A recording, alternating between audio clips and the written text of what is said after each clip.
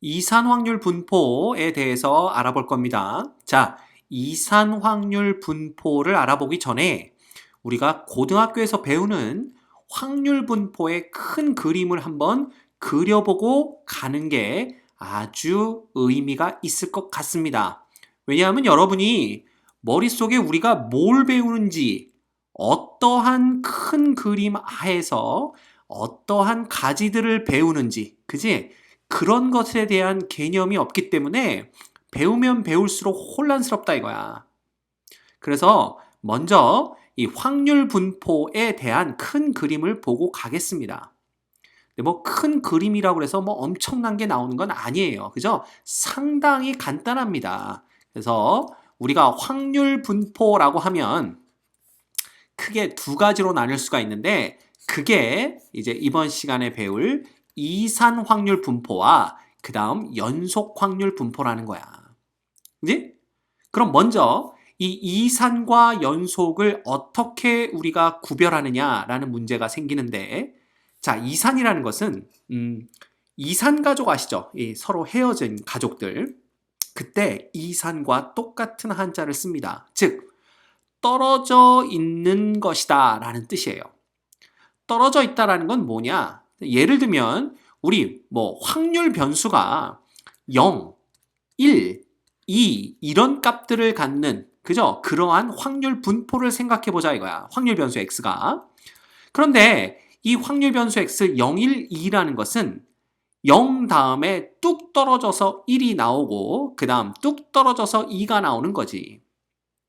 그랬더니 어떤 학생이 이게 왜 뚝 떨어진 값입니까 선생님? 0 다음엔 1이고 1 다음엔 2인데 그런데 우리가 확률 분포를 배울 때 뭐라고 그랬냐면 실수에서 확률 값으로 대응되는 그 함수, 대응시키는 그 함수가 확률 분포다라고 했잖아.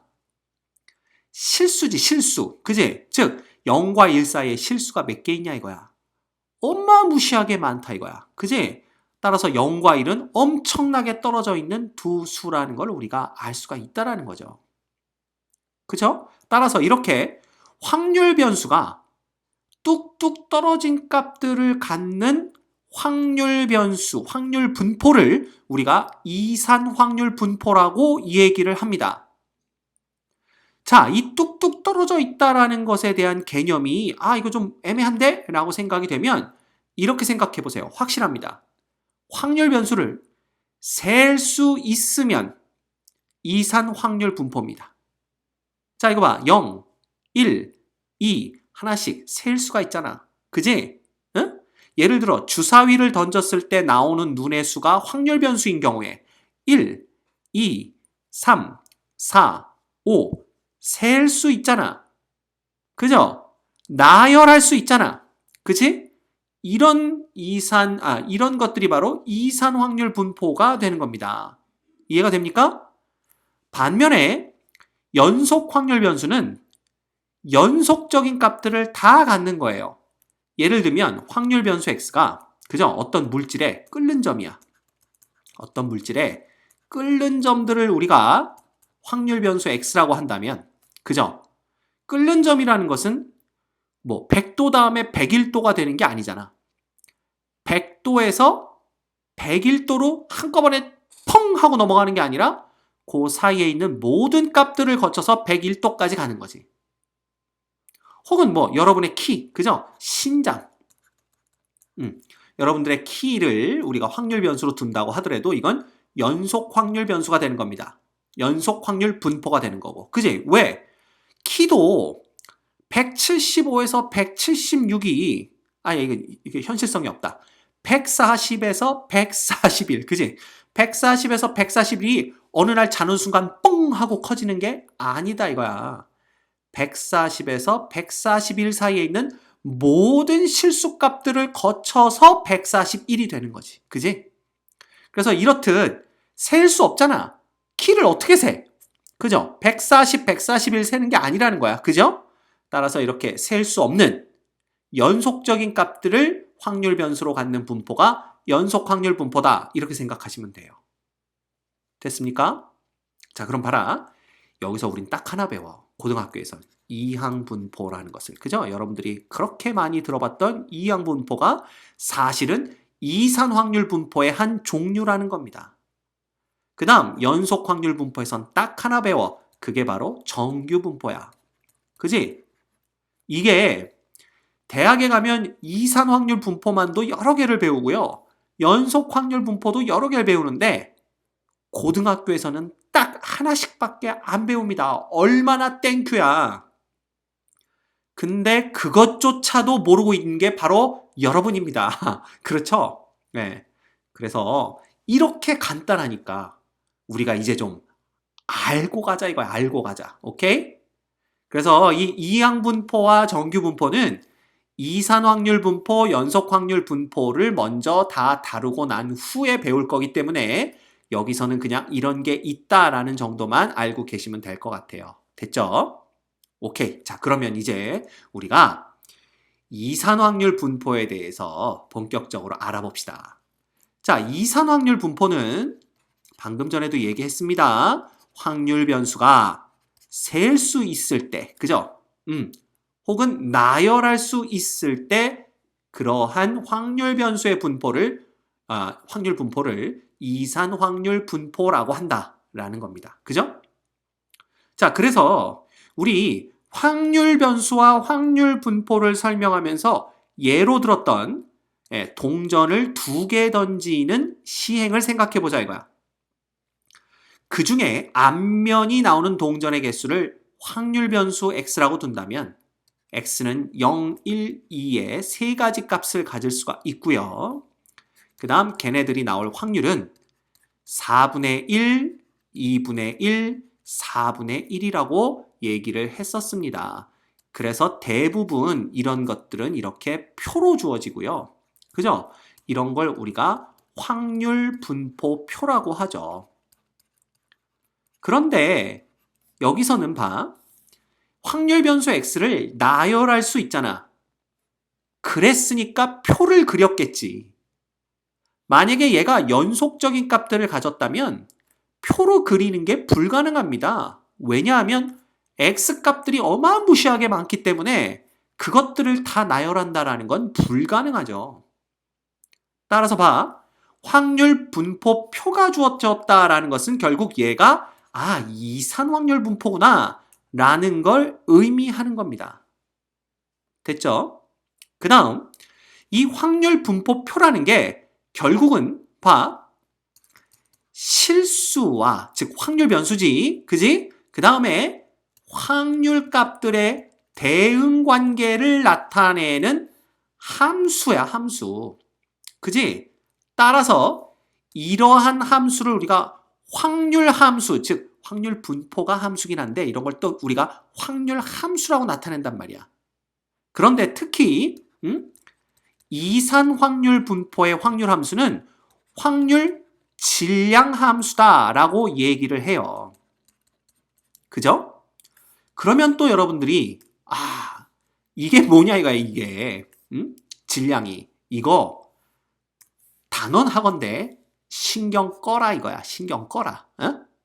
이 질량이라는 것은 뭐를 의미하냐 하면 그냥 이산 확률 분포의 확률 함수구나. 이산 확률 분포를 나타내는 어떠한 그 상징적인 단어구나. 그냥 이 정도만 알고 있어도 고등학교 수학에서는 전혀 문제될 게 없습니다. 따라서 왜 질량이라는 단어를 써요? 라고 가끔 질문하는 학생들이 있는데 그건 대학교에 가면 정확하게 아실 수 있습니다. 고등학교에서는 질량이란 단어에 큰 신경을 쓰지 마세요. 오케이? 그냥 질량이라는 게 나오면 이산확률 분포의 확률 함수구나. 그죠? 예. 이렇게만 알고 있으면 됩니다. 됐죠? 딱 여기까지만 알고 있으면 돼요. 됐습니까? 그럼 계속해서 우리 이산확률 분포의 특징에 대해서 한번 생각해 보도록 하죠. 자, 그렇게 하기 위해서 우리가 간단한 이산확률 분포를 하나 가정하도록 하겠습니다. 자, 확률 변수 x가 있고요. 걔가 가질 수 있는 확률 값들이 있는데 이 확률 변수 x가 가질 수 있는 값들이 예를 들면 x1, x2, x3 해서 땡땡땡 해서 xn까지의 값을 가질 수 있고, 그리고 그 x가, 확률 변수 x가 스몰 x1 값을 가질 확률이 스몰 p1, 그 다음에 x2 값을 가질 확률이 스몰 p2, 마찬가지 스몰 p3 해서 스몰 pn 값을 갖는 이러한 확률 분포를 한번 생각해 보자라는 겁니다. 물론 이게 표로 그려야 되니까 이렇게 우리가 칸을 쳐주면 여러분들이 훨씬 더 이해하기가 쉽겠죠. 이렇게 한번 생각을 해보자라는 거야. 그러면 이산 확률 분포가 갖는 첫 번째 특징은 뭐냐면요. 물론 여러분들이 다 알고 있는 겁니다. 자, 잘 봐. 확률 변수 x가 스몰 xi라는 값을 가질 확률은 당연히 0보다는 크거나 같고 1보다는 작거나 같아야 되겠지. 우리 이미 앞에서 확률에 대한 것을 배웠습니다. 확률 값이라는 건 항상 0부터 1 사이에 0 이상 1 이하의 값을 가져야 된다는 걸 이미 알고 있죠. 따라서 따로 설명하지 않겠습니다. 확률 분포에 등장하는 확률 값들도 전부 다 0 이상 1 이하의 값을 가져야 되겠죠. 이건 너무나 당연한 일입니다. 그쵸? 그래서 1번은 그냥 여러분들이 다 알고 있을 거라는 희미한 착각 속에 넘어가도록 하고요. 자, 두 번째는요. 봐. 시그마 i가 1부터 n까지 변하는 동안 확률 변수 x가 스몰 xi 값들을 가질 확률들을 싹 다 더해준 것은 결과적으로는 뭐가 되냐 하면 시그마 i는 1부터 n까지 pi 값들을 더한 건데 이놈이 결국 얼마가 되냐 하면 1이 된다라는 겁니다. 그렇죠? 자, 우리 한번 생각을 해보자. 우리가 확률이라는 것을 배울 때 확률 분포, 확률 변수라는 것을 배울 때 뭐라고 그랬었냐 하면 이 표본 공간에 원소가 있을 거 아니야. 그지? 이 표본 공간이라는 것은 어떤 시행이 일어났을 때 벌어질 수 있는 모든 결과들의 집합이야. 그지? 거기에서 그죠? 어떤 실수로 대응되는 것이 바로 확률 변수고요. 이 실수에서 걔네들이 나올 확률 값들로 대응되는 것이 뭐냐? 바로 확률 분포다라고 얘기를 했었습니다. 기억납니까? 써볼까 그냥? 여기가 확률 변수고요. 여기가 확률 분포가 됩니다. 기억나시죠? 그럼 봐. 중요한 건 결과적으로 이 표본 공간에서 실수로 대응되고 실수에서 확률 값으로 대응되어야 되는 거야. 그런데 이 표본 공간이 뭐라고? 이 표본 공간이 그지? 시행을 통해서 일어날 수 있는 모든 결과들의 집합이야. 일어날 수 있는 모든 결과들의 집합이야. 그죠? 그러면 봐. 모든 결과들의 집합에 대해서 그 하나하나를 실수에 대응시켰고 그 실수 하나하나에 대해서 우리가 걔네들이 일어날 확률 값들을 대응시킨 게 바로 확률 분포 아니냐 이거지. 얘가 지금 확률 분포야. 맞아? 그러면 봐라. 이 실수들이 나타내는 건, 즉 x가 가질 수 있는 값들이 나타내는 건 일어날 수 있는 모든 결과들을 얘가 지금 대변해주고 있다라는 거지. 그러면 일어날 수 있는 모든 결과들에 대한 확률 값들의 합은 이 전사건에 대한 확률 아니야. 전사건의 확률. 전사건의 확률은 뭐야? 바로 1이다라는 거죠. 이것도 역시 우리가 확률 변수, 확률 분포를 배우면서 배웠던 내용 중에 하나입니다. 이해 가시죠? 이겁니다. 어렵지 않습니다. 그 다음 세 번째. 그죠? 만약에 확률, 우리가 xi, 그러니까 확률 변수 라지 x가 이 값을 xi부터 xj까지의 값을 가질 확률이 얼마냐? 이거에 관한 이제 성질이 되는데 이놈은 간단하게 우리가 시그마 k는 i부터 j까지 그지? pk들을 싹 다 더해주는 게 됩니다.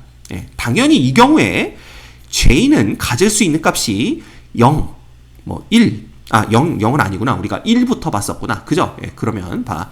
J가 가질 수 있는 값들은 1, 2 해서 땡땡땡에서 n까지의 값을 가질 수가 있고요.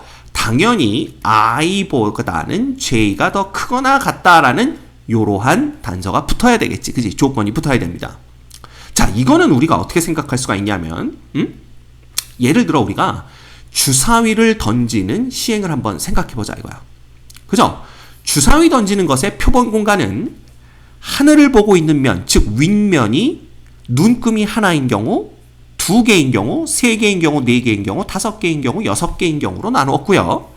그 눈금의 개수를 실수와 매칭시키면 확률 변수 x가 가질 수 있는 값은 당연히 1, 2, 3, 4, 5, 6입니다. 주사위 던지기입니다. 그리고 걔네들이 나올 수 있는 확률은 전부 다 6분의 1씩이죠. 그죠? 네. 그런데 여러분들이 알아야 되는 게 있어요. 예를 들면 이 1, 2, 3, 4, 5, 6이라는 확률 변수는 각각이 배반 사건인 그러한 사건들을 대변하고 있다는 겁니다. 즉, 눈금이 주사위를 던졌는데 눈금이 2가 되는 사건과 3이라는 사건이 동시에 발생할 수는 없다라는 거죠. 주사위 하나를 던졌는데. 그지? 그런 경우는 일어나지 않아. 그러면 눈금이 2가 나오는 사건과 3이 나오는 사건은 서로 배반 사건이 됩니다. 그치? 그 다음 4가 나오는 사건도 배반 사건이야. 즉 눈금이 하나가 나오는 것, 2개가 나오는 것, 땡땡땡 6개가 나온 것은 서로 동시에 일어날 수 없는 배반 사건들이라는 거지. 그치? 그런데 만약에 우리가 이 상황에서 확률, 이 눈금이 2에서부터, 그죠? 확률 변수가 2에서부터 5까지 일어날 확률은 얼마냐라고 물었다라는 거야. 그지? 그럼 봐라. 2에서부터 5까지라는 것은 결국 2인 경우, 3인 경우, 4인 경우, 5인 경우잖아. 그렇지?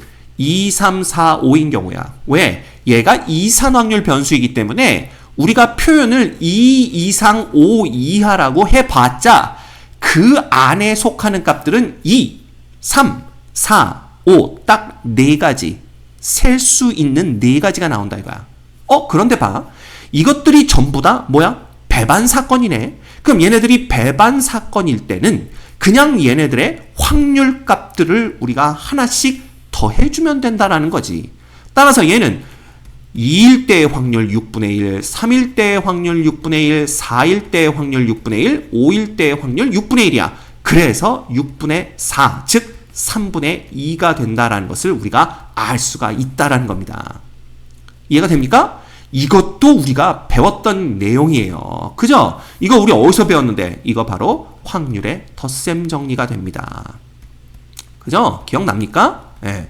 기억나면 정상이 아니야. 여러분들의 평소 우리가 공부하는 패턴을 봤을 때. 그지? 너무 슬퍼하지 마세요. 기억이 안 난다고 해도 다시 복습하시면 됩니다. 그래서 이 내용도 우리가 확률의 덧셈 정리에서 배웠던 내용이야. 그지? 이게 바로 이산확률 분포의 세 번째 특징이에요. 이 세 가지가 다입니다. 그죠? 그럼 봐. 여러분들 1번 특징도 우리가 확률을 배울 때 알았던, 배워서 알고 있었던 내용이고요. 그 다음 2번 특징도 확률 변수, 확률 분포를 배울 때 언급을 했었기 때문에 이 내용을 제대로 알고 있다면 그래서 얘가 1이 되는구나 알 수 있는 내용이다 이거지. 그지? 그 다음 세 번째 것도 우리가 확률의 덧셈 정리를 배웠기 때문에 확률 분포가 뭔지를 정확하게 이해하고 있다면 세 번째 특징도 어렵지 않게 이해할 수 있습니다. 됐죠? 오케이. 이거 딱 세 가지입니다. 이산 확률 분포와 관련된 문제가 나오면 이 세 가지 중에 하나가 나오게 되어 있습니다. 그죠? 그러니까 이 세 가지는 여러분들 꼭 기억하셔야 돼요. 알겠죠?